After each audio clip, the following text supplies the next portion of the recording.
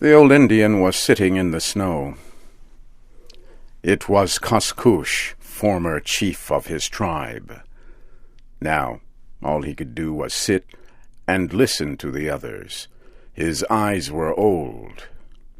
He could not see, but his ears were wide open to every sound.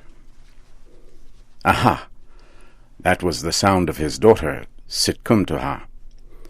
She was beating the dogs, trying to make them stand in front of the snow sleds. He was forgotten by her, and by the others, too. They had to look for new hunting grounds. The long, snowy ride waited. The days of the Northlands were growing short.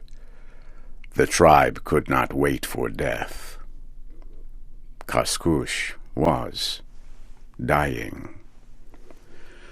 The stiff, crackling noises of frozen animal skins told him that the chief's tent was being torn down. The chief was a mighty hunter. He was his son, the son of Koskoosh. Koskoosh was being left to die. As the women worked, old Koskoosh could hear his son's voice drive them to work faster. He listened harder. It was the last time he would hear that voice. A child cried, and a woman sang softly to quiet it. The child was Kuti, the old man thought. A sickly child. It would die soon, and they would burn a hole in the frozen ground to bury it. They would cover its small body with stones to keep the wolves away. Well, what of it? A few years, and in the end, death. Death waited, ever hungry. Death had the hungriest stomach of all. Koskoosh listened to other sounds he would hear no more. The men tying strong leather rope around the sleds to hold their belongings. The sharp sounds of leather whips ordering the dogs to move and pull the sleds. Listen to the dogs cry, how they hated the work. They were off. Sled after sled moved slowly away into the silence. They had passed out of his life. He must meet his last hour alone. But what was that? The snow packed down hard under someone's shoes. A man stood beside him and placed a hand gently on his old head. His son was good to do this. He remembered other old men whose sons had not done this, who had left without a goodbye. His mind traveled into the past until his son's voice brought him back. "It is well with you?" his son asked. The old man answered, "It is well." "There is wood next to you, and the fire burns bright," the son said. "The morning is gray, and the cold is here. It will snow soon. Even now it is snowing. Aye, even now it is snowing. The tribesmen hurry. Their loads are heavy, and their stomachs flat from little food. The way is long, and they travel fast. I go now. All is well?" "It is well. I am as last year's leaf that sticks to the tree. The first breath that blows will knock me to the ground. My voice is like an old woman's. My eyes no longer show me the way my feet go. I am tired. And all is well." He lowered his head to his chest and listened to the snow as his son rode away. He felt the sticks of wood next to him again. One by one, the fire would eat them, and step by step, death would cover him. When the last stick was gone, the cold would come. First, his feet would freeze, then his hands. The cold would travel slowly from the outside to the inside of him, and he would rest. It was easy. All men must die. He felt sorrow, but he did not think of his sorrow. It was the way of life.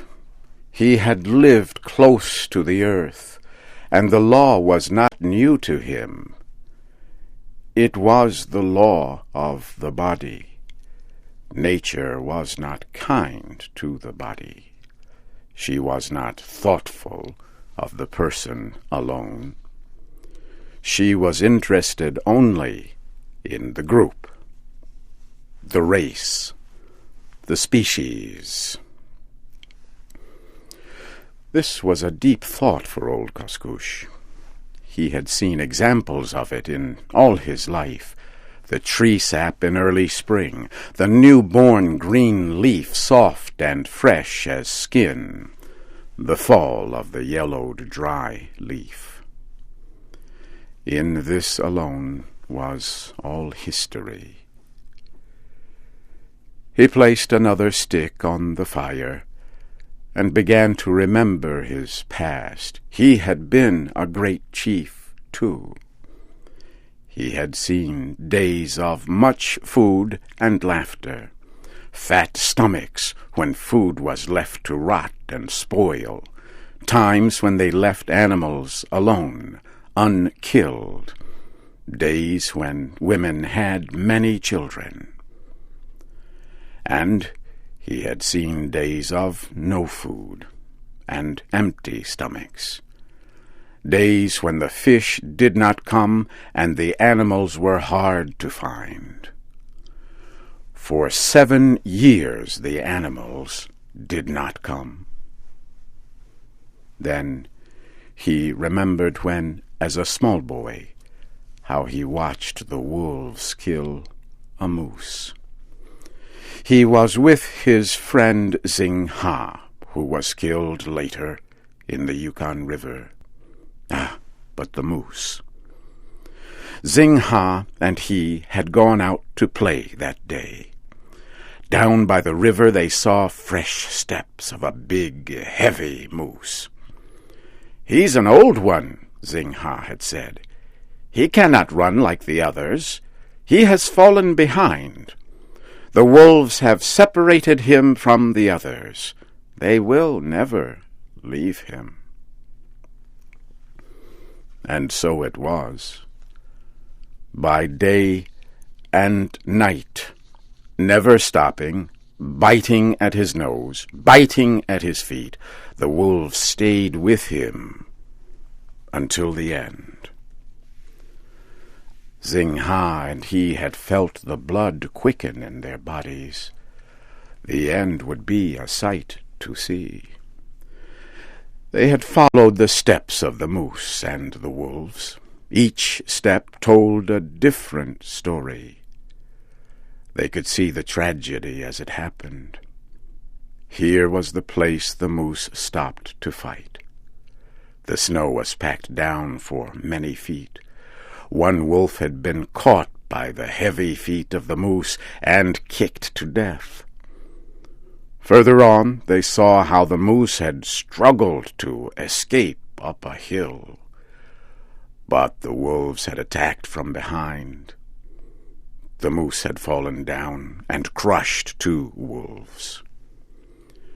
Yet it was clear the end was near. The snow was red ahead of them. Then they heard the sounds of battle. He and Zing Ha moved closer on their stomachs so the wolves would not see them. They saw the end. The picture was so strong it had stayed with him all his life. His dull, blind eyes saw the end again, as they had in the far-off past. For long his mind saw his past. The fire began to die out, and the cold entered his body. He placed 2 more sticks on it, just 2 more left. This would be how long he would live. It was very lonely. He placed one of the last pieces of wood on the fire. Listen, what a strange noise for wood to make in the fire. No, it wasn't wood. His body shook as he recognized the sound. Wolves. The cry of a wolf brought the picture of the old moose back to him again.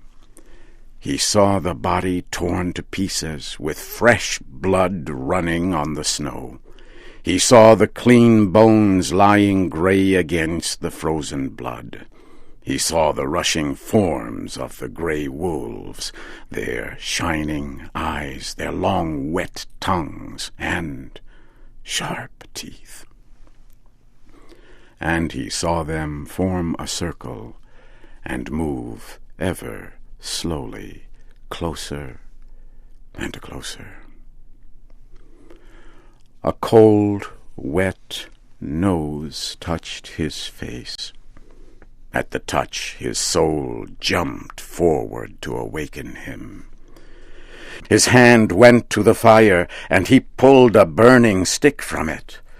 The wolf saw the fire, but was not afraid.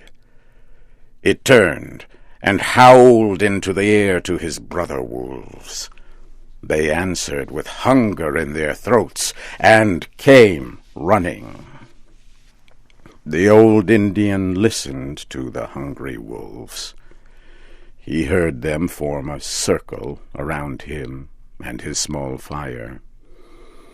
He waved his burning stick at them, but they did not move away. Now, one of them moved closer, slowly, as if to test the old man's strength. Another and another followed. The circle grew smaller and smaller. Not one wolf stayed behind. Why should he fight? Why cling to life? And he dropped his stick with the fire on the end of it. It fell in the snow, and the light went out. The circle of wolves moved closer. Once again, the old Indian saw the picture of the moose as it struggled before the end came. He dropped his head to his knees. What did it matter after all? Isn't this the law of life?